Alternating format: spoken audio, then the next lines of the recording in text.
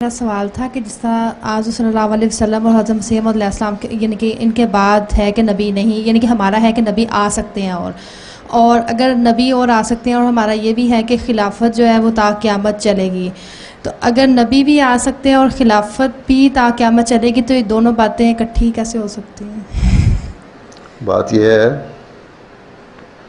ہمیں جو حضرت صلی اللہ علیہ وسلم کی احادیث سے جتنا پتہ لگتا ہے وہ یہ ہے کہ میرے اور مسیح کے درمیان میں کوئی نبی نہیں، ٹھیک؟ مسیح موعود جو آئے گا وہ نبی ہوگا۔ پھر یہ پتہ لگتا ہے کہ خلافت جو ہے وہ قیامت تک چلے گی۔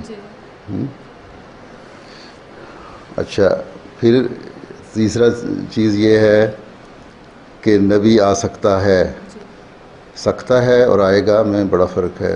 مطلب یہ کہ اللہ تعالیٰ کی قدرت ہے، اللہ تعالیٰ کو طاقت ہے کہ بھیجنا چاہے تو بھیج سکتا ہے۔ اور خلافت جو ہے، جو پرانے زمانے میں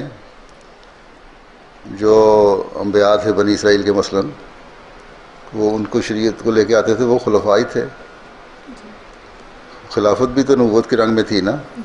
حضرت مسیح موعود علیہ السلام نے اپنے آپ کو بھی خاتم الخلفاء کہا ہے کہ میرے پہ آ کے خلافت ختم ہو گئی اور میرے ذریعے سے خلافت جاری ہوئی۔ مطلب ہے کہ جو جاری ہوگی اور میرے ذریعے سے ہوگی، جو انتہا ہو سکتی تھی ایک خلافت کی مقام نبوت کے لحاظ سے وہ آپ پہ ہوئی۔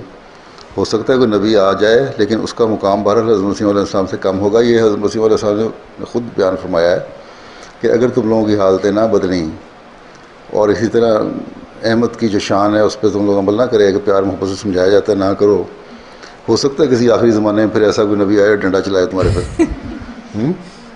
تو یہ ایک امکان کا بیان کیا ہے، ٹھیک ہے؟ ہم اللہ تعالیٰ کی طاقتوں کو محدود نہیں کر سکتے، ٹھیک ہے نا؟ اب لوگ کہہ دیتے ہیں کہ اللہ تعالیٰ ہر چیز پر قادر ہے، وہ ایک خدا پیدا کرنے پہ بھی قادر ہے۔ کیوں قادر ہے؟ جو اللہ تعالیٰ کی جس میں